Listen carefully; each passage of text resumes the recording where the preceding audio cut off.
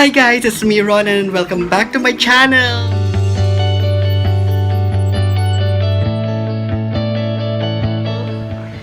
Okay, so first of all, I just want to say I'm sorry guys kasi medyo maingay yung background natin ngayon. Merong nagbe-video sa baba. Kanina pa silang umaga at ayaw nilang tumigil. Grabe. So, tinry ko ito sa banyo, no? Doon sana ako mag-vlog or mag-create ng video. Pero ang pangit naman kasi doon ng tunog. At eto pa, yung camera ko, yun sana yung gagamitin ko today. Kaya lang, I just found out na drain yung battery niya. Kasi ang tagal ko na niyang hindi nagamit. Charge ko na yung battery just in case para next time magamit ko na siya. So right now, kakaiba yung video natin ngayon. This is a departure from the usual video na ginagawa natin about anxiety. So right now, hindi muna natin pag-uusapan yung anxiety. Let's chill. Ibahin muna natin yung topic natin ngayon. Medyo hindi siya about anxiety. Once in a while, let's have this kind of video na kakaiba na hindi about anxiety lang. So gusto kong maging diverse naman yung channel natin since dumadami na tayo. So right now, what we are going to talk about is I want to call this trending now. So atong parang segment na to is parang kung ano yung trending na nangyayari ngayon, no, sa Philippines, dito sa country natin, kung ano yung nangyayari sa social media. Yan.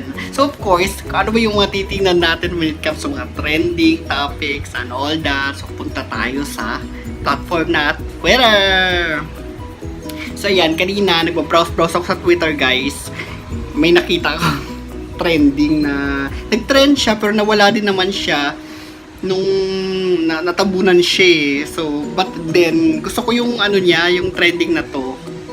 Hindi ko alam kung anong nagsimula nito. Feeling ko radio station yata yung nagsimula ng trending na to, no? So I like this one. So yung hashtag guys na nakita ko sa Twitter is called ang hinihintay kong tanong. This is very very interesting for me. So i-browse natin, hindi ko pa actually siya na-browse. I-browse natin yung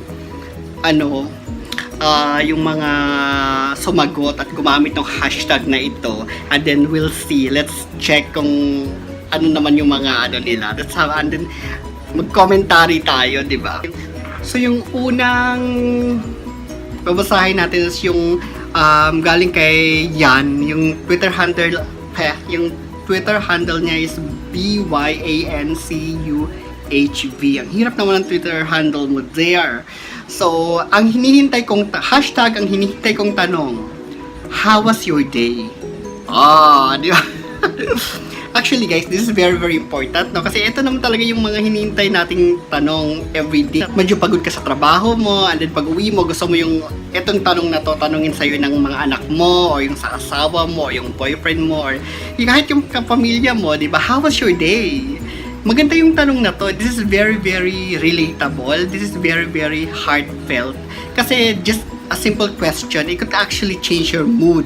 Diba? Like let's say ako, medyo down ako sa araw na to. It feels like nobody cares. It feels like nagkakaroon ako ng anxiety issues. And then, a person's, kahit lang dun sa office mo or kahit neighbor mo, just ask you randomly, how was your day? So parang, parang he cares or she cares na to ask me about my day. So parang ganon. So this is good actually. I like this one. So hanap pa tayo. So another one. This is coming from Nix. Yung handle niya is at Nick Patengo. Hashtag ang hinihintay kong tanong ay, anong gusto mong gift, anak? Siguro may gusto itong papabili sa niya, no, sa parents niya, no? Kasi hinihintay niya talaga na tatanungin siya ng mom niya or yung dad niya kung anong gusto niyang gift. Siguro magbe-birthday na tong batang to. Well, anyway, Nick, happy birthday kung ano man, di ba? Nakakatawa naman. Okay, eto, gusto ko yung niya, yung question niya. This is coming from Cutie Patuti or at GLY_DZX. Yung sa kanya is hashtag ang hinihintay kong tanong, are you okay? This is so nice. I mean, 'di ba? Para lang itong yung parang kanina na ano yung tanong yung kanina, how was your day? So parang eto naman is more on personal, in the personal side. Are you okay? 'Di ba? Kasi syempre everyday yung mga, especially for us na may mga anxiety issues, is importante ito sa atin na may at least may magtatanong sa atin na are you okay? Just to check kung anong kalagayan mo, kung okay ka lang ba. Ito yung mga gusto nating ma-receive na tanong, hindi lang sa ibang tao, kundi hindi lang sa mga boss natin, kundi sa mga special someone, di ba? This is a very personal question. Are you okay? And very parang nakakagaan, no? Another one, hanap tayo. So another one, this is coming from female INTJ at INTJ_RMT. So yung sa kanya is hashtag ang hinihintay kong tanong. Can I court you? Will you be my girlfriend?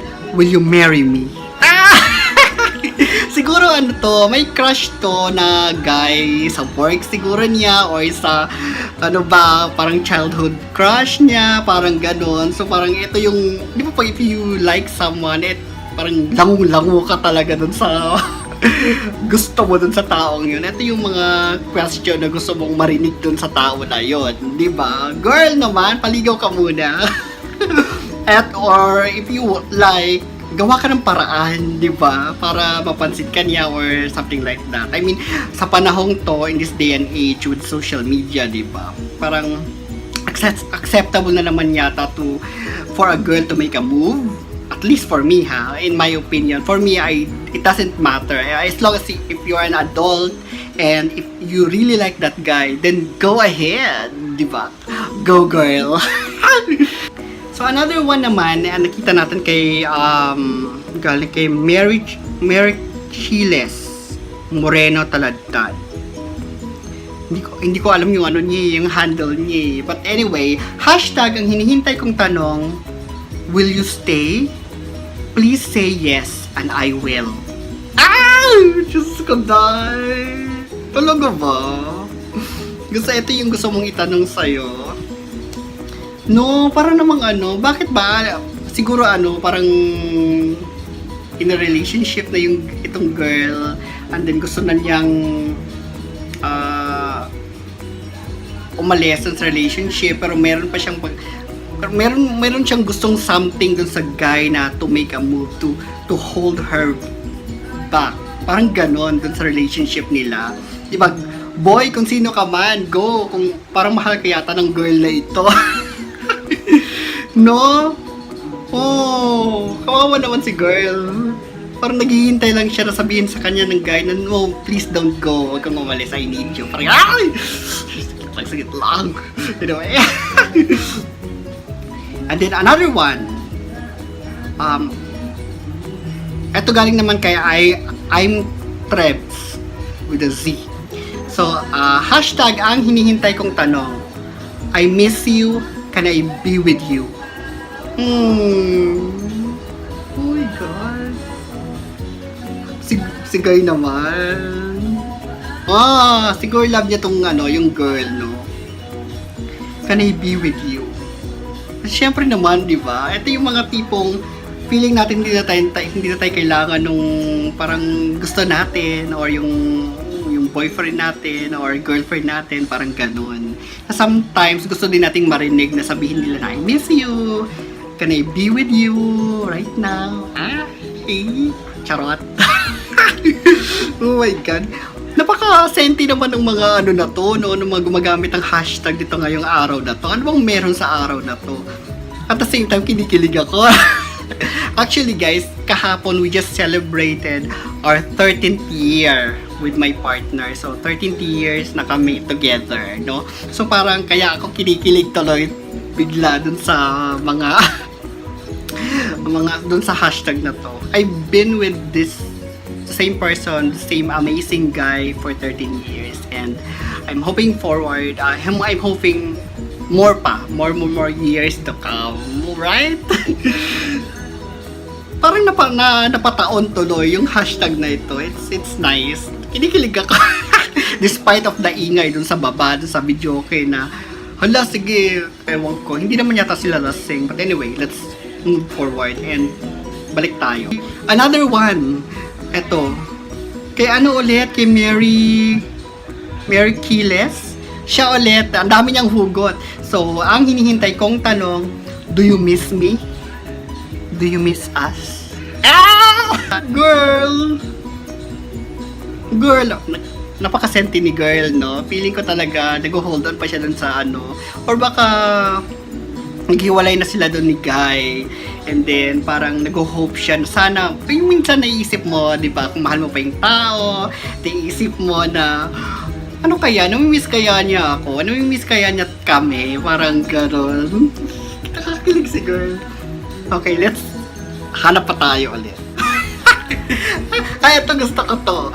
Galing ito kay Dab at Gray Brielle.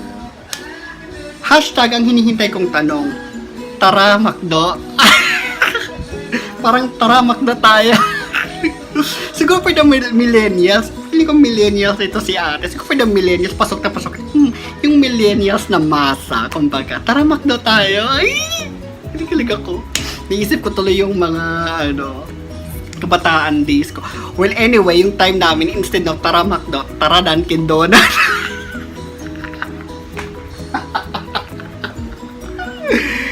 Tara Dunkin Donut tayo. Yun, yung sa mga, oh my God, I'm dating myself.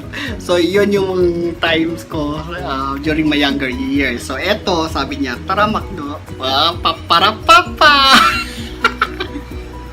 Kakaloka naman to. Dam, kakaloka yung ano mo yung pakemi mo Hanap pa tayo ulit. Ito gusto ko to. At Omo, apat na O din NA. Omuna.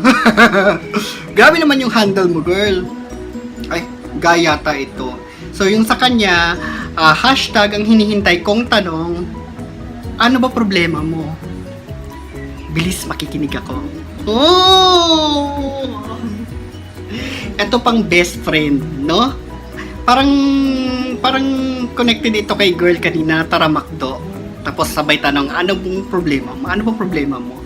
Tara, makikinig ako. Nice! Very nice. This is for the best friend. Parang tanong ng mga best friend to. Tanong ng mga close friend to.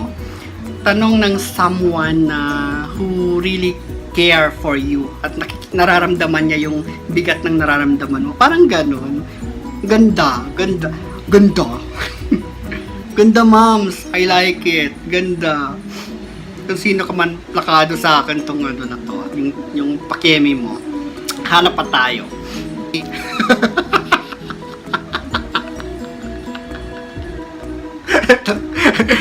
Guys, ito gusto ko to. Oh my God, tumutulo yung tipon. Gusto ko to.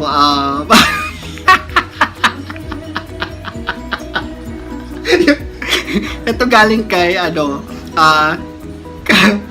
kay Chris Aquino OMG. So, at Chris Aquino OMG. Siguro to, Fanay ito ni Tita Chrissy. So, sa kanya. Nakakaloka. Yung sa kanya. Hashtag ang hinihintay kong tanong. Mga kababayan, amoy ulam na ba kayo? My gosh! Sabay picture ni sabay picture ni Chris Aquino. Ayan. Di ka mag-youtuber. Diyos ko, Lord. Oh my God. Eto, patawa ka. Nakakaloka to. Si Bakula. Bakal to. Hanap pa tayo, guys. Ito naman, galing ito kay Cassandra. So, yun. Sabi niya, hashtag ang hinihintay kong tanong. Gusto mo pa ba ako? Kasi gustong-gusto na kita eh. Kasi gustong-gusto na kita eh. Pangit. Lumalabas yung pagkabisaya ko. Tapos yung picture niya bata. Ano ba yan, Day? Mag-aaral ka muna. Ito naman. Huwag ka magmadali. Marami pang time dyan. Yan. Baka yung gusto mong yan. Sino man si guy na yan, mas gagwapo yan pag naging matured na. Diba? Lalo na pag may work na siya. At kumikita na siya ng pera. As of now, aral-aral muna tayo. Eto naman, nakita ko, galing kay, hindi ko mabasa yung ano niya, yung name niya, pero handle at Lonely Spade. Sabi niya dito, hashtag, ang hinihintay kong tanong, will you stay even if you see me at my worst? Pelikula yan, Day. Day, pelikula yan. Nagpanood ko yan eh. Ito naman. Grabe to. Best. Pelikula yan, best. Hugot ke, no? Kahanap na ka ng iba. So, ito, may nakita ulit ako. Galing kay Geninay. Handle at hey, it's Jen. So, sabi niya, hashtag, ang hinihintay kong tanong, will you be my lifetime in this world full of walang forever? Tsura mo, girl, meron. Meron, antay ka lang, promise. Basta wag ka lang masyadong maging idealistic, meron. Kasi ako, ganun din ako dati. Ang dami kong ideals when it comes to relationship. So, lagi akong hintay ganyan, walang dumating. Tapos yung tinanggal kong pagiging yung mga ideals ko, nag-stick lang ako dun sa, basta mag-compatible kami. Dumating siya. Promise. Meron yan, maniwala ka lang at for me relationship guru bigla. Parang focus ka muna to be the perfect, to be the Mr. or Miss Right first before you look for Mr. or Miss Right. Di ba tama? See? Oo, alam ko yung ganyan. Oo. Kinarir ko yan nung kabataan ko, di ba? Na-realize ko yung mga ganong klaseng ganap. Eto, medyo malungkot. Eto galing kay Maria Juana at Joan Sige. Yun yung niya. Hashtag, ang hinihintay kong tanong, can we just go back to the way we used to be? Ay girl, mahirap yun. Kasi talaga, change, nangyayari talaga yun. Yun yung pinaka-constant diba? Change, nagbabago. You can just, kung ano yung meron dati, yun lang always until forever. Mahirap yun, girl. Oo, di ba? Kailangan talagang may change na mangyayari para mag-grow kayo together. Nakakaloka na ba itong mga to? Ang ganda ng hashtag na to, no? Sana may mga pa-hashtag pang ganito. I think galing yata ito sa Morning Rush na radio station. Radio station ba yun? Sorry guys, hindi kasi ako nakikinig ng radyo. Lang ako, parang Spotify lang ako ng Spotify. But anyways, sobrang ang dami pa guys. Hanapin yung hashtag nito. Hashtag, ang hinihintay kong tanong. Sobrang fun siya. Nakaka-reminisce, nakakatawa, nakakainis, nakakatawa, kung ano-ano mang emosyon nararamdaman mo. Anyway, hindi pa rin tapos yung video sa baba. Hindi ko alam kung anong oras lang matatapos. Baka hanggang mamayang gabi. Nagkakantahan pa rin sila doon. But anyway, yung video na to matatapos na. Anyway, if you like this kind of video guys, please tell me, comment lang kayo dun sa not the description box, pero dun sa comment section, let me know. And if you want me to create this kind of videos sa susunod, let me know down below. Let me know down below. Tama ba? Anyway, guys, thank you so much. Thank you so much for the support. Thank you for your messages. Thank you for watching this video. And until next time ulit, no? So, paano na guys? Until next time ulit, as I always tell you, please choose life dahil masarap pa rin mabuhay.